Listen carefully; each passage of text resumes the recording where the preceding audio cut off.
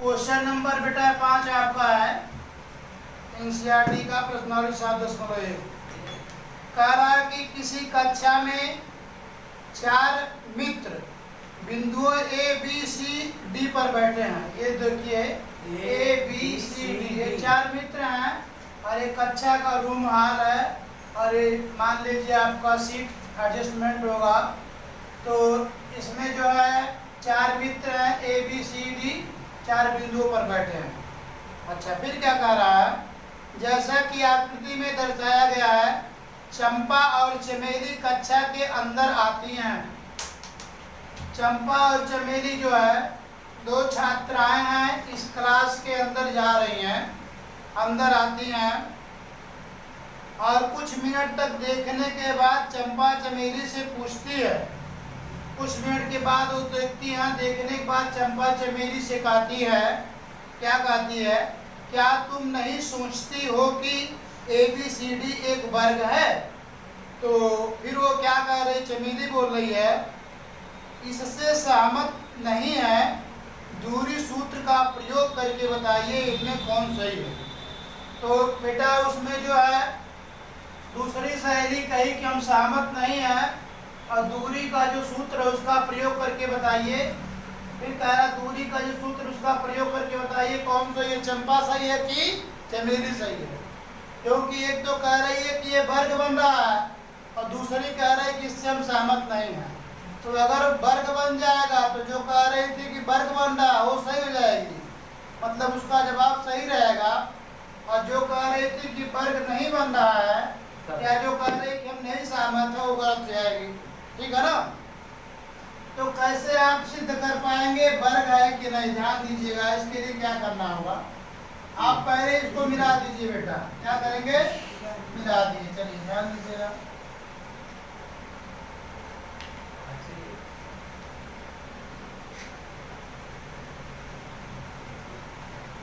चलिए, वर्ग की चारों भुजाएं आपस में क्या होती हैं, बराबर होती हैं।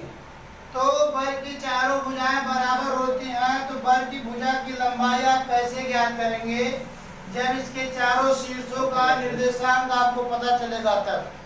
तो चारों शीर्षों का निर्देशांक हम ज्ञात कर लेंगे। उसके बाद जैसे इसके पहले वाले प्रश्न में लगाए हैं वैसे आप बिंदु ए बी के बीच की दूरी ज्ञात कर लेंगे, बिंदु बी सी के बीच की दूरी ज्ञात कर लेंगे, बिंदु सी डी के बीच की दूरी ज्ञात कर लेंगे, फिर बिंदु डी ए के बीच की दूरी ज्ञात करेंगे।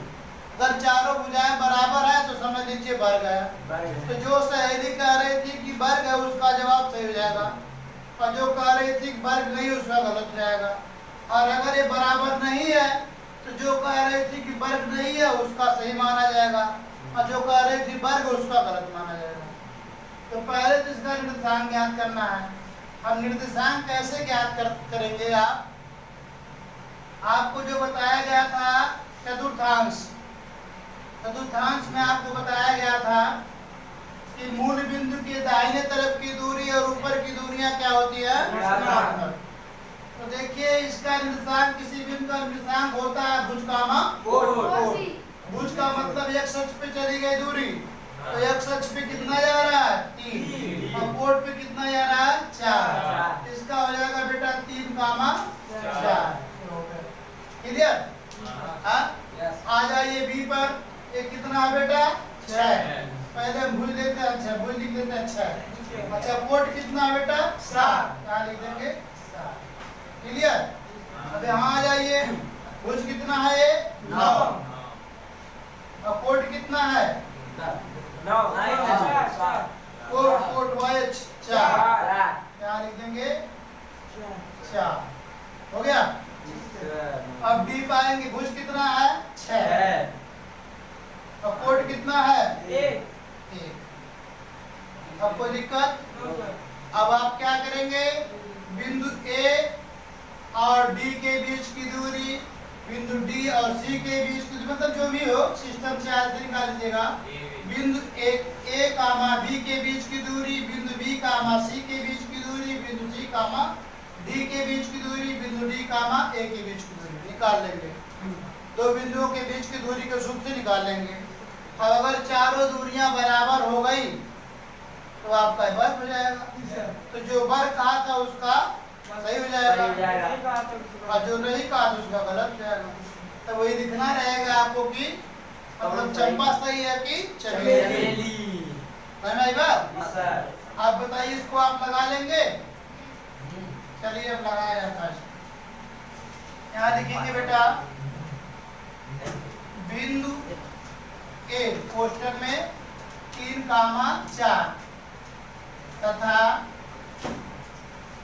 बिंदु बी कोष्ठक में 6,7 के बीच की दूरी लिख लगा दो। ठीक है, अब यहाँ देखेंगे x1 बराबर 3, y1 बराबर 4, x2 बराबर 6, y2 बराबर 7। हो गया बेटा? अच्छा, अब क्या हो जाएगा? लिख देंगे यहाँ पर ए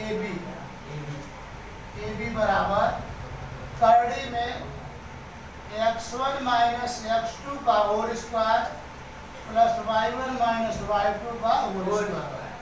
चलिए, तो x1 का मान कितना है बेटा? 3 माइनस 6 हो जाएगा, 3 माइनस 6 का होल स्क्वायर। y1 का मान कितना है? 4 माइनस 7, 4 माइनस 7 का होल स्क्वायर। ध्यान दीजिएगा, यहाँ 3 में से 6 घट जाएगा क्योंकि 6 ऋणात्मक और 3 धनात्मक है, तो बचेगा -3। -3 का वर्ग कर देंगे तो जाएगा 9। क्लियर? 7 में से 4 घट जाएगा, बचेगा कितना? 3 का वर्ग कर देंगे 9। अब जाएगा 9 9 18 हो गया। चलिए इसको थोड़ा और सिस्टमेटिक ढंग से लिख लिया जाए। क्या लिखेंगे? 2 गुणे 3 गुणे 3 हो जाएगा ना इसका। 18 का आवाज गुणनखंड करेंगे, यही ना आएगा? जी सर। 2 3 6 18 सही रहेगा। चलिए, अब इसमें क्या करेंगे? समान खंडों जोड़ा बना करके निकाल लेंगे।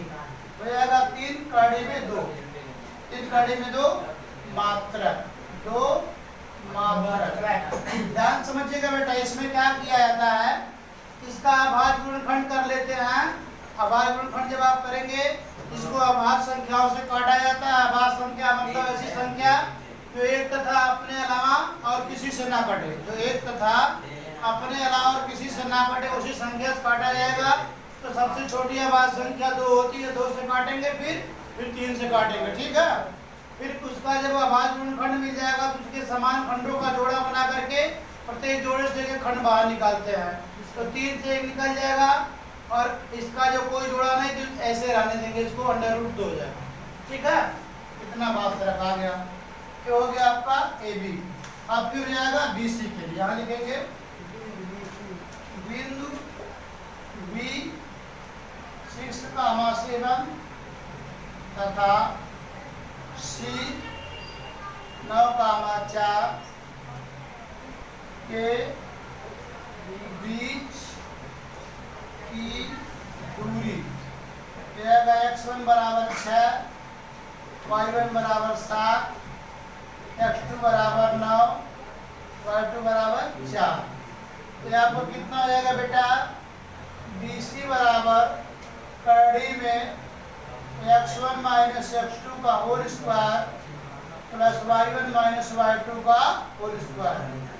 चलिए ध्यान दीजिएगा, x1 कितना है? 6, x2 कितना है? 6 माइनस 9 का होल स्क्वायर और y1 कितना है? 7 और y2 कितना है? 4 का होल स्क्वायर। अब क्या आ जाएगा बेटा? ये 9 में से 6 जाएगा, 3 बचेगा और चिन्ह लगेगा बड़ी वाली संख्या का। बड़ी वाली संख्या ऋणात्मक का तो -3 जाएगा, वर्ग कर देंगे। 7 में से 4 जाएगा, 3 हो जाएगा, 3 का वर्ग कर देंगे। 3 का वर्ग हो जाएगा 9 बेटा और -3 का भी वर्ग 9 होगा। 9 9 हो जाएगा 18। कितना हो जाएगा? 18। इसका भी वही आएगा क्या? 2 कड़ी, 3 कड़ी में 2, 3 कड़ी में 2 मात्रक। ऐसे हुआ यहाँ पे बताया गया ना, वही चीज बार बार नहीं बताया। ये आपका आ गया BC बराबर इतना। ठीक है, चलिए 2 तो बराबर हो गया। कौन कौन? AB और BC। अब निकालेंगे CD। अब यहाँ लिखेंगे, जगह तो है नहीं, चलिए ध्यान दीजिएगा, यहाँ लगाते हैं। लिखेंगे बेटा बिंदु C कोष्टक में 9,4 तथा बिंदु D कोष्टक में 6,1 के बीच की दूरी x1 बराबर 9, y1 बराबर 4, x2 बराबर 6, y2 बराबर 1 हो गया। तो CD बराबर हो जाएगा कड़ी में x1 माइनस x2 का whole square plus y1 minus y2 का होल स्क्वायर हो गया ना। चलिए x1 का मान कितना बेटा 9, x2 कितना है 6 का होल स्क्वायर, y1 4 है, y2 1 है होल स्क्वायर। 9 में से 6 जाएगा कितना बचेगा, 9 में से 6 जाएगा 3 बचेगा, ठीक है। चलिए और 4 में से जाएगा 3 बचेगा, जाएगा कड़ी में 9 प्लस 9 बराबर कड़ी में 18 बराबर हो जाएगा 3 कड़ी में 2। ये भी आपका हो गया, ठीक है। हाँ CD भी हो गया। आप क्या बचा आपका DA। ये लिख देंगे बिंदु D 6,1 तथा बिंदु A कोष्ठक में 3,4 के बीच की दूरी तो छाट लेंगे। x1 बराबर 6, y1 बराबर 1, x2 बराबर 3, y2 बराबर 4। यहाँ लिख देंगे क्या DA बराबर कड़ी में x1 माइनस x2 का whole square plus y1 minus y2 का होल स्क्वायर। फिर हो जाएगा बेटा आपका x1 का मान हो जाएगा 6 माइनस 3 का होल स्क्वायर और y1 का मान हो जाएगा 1 माइनस 4 का होल स्क्वायर। तो 6 में से 3 जाएगा 3 का होल स्क्वायर माइनस 3 का होल स्क्वायर, ये आपका आ जाएगा बेटा 9 और ये भी आपका आएगा 9 √18 3 कड़ी में 2। ये आपका DA आ गया, ठीक है ना। सब बराबर हो गया। आप यहाँ लिख देंगे क्या, चूंकि AB बराबर BC बराबर CD बराबर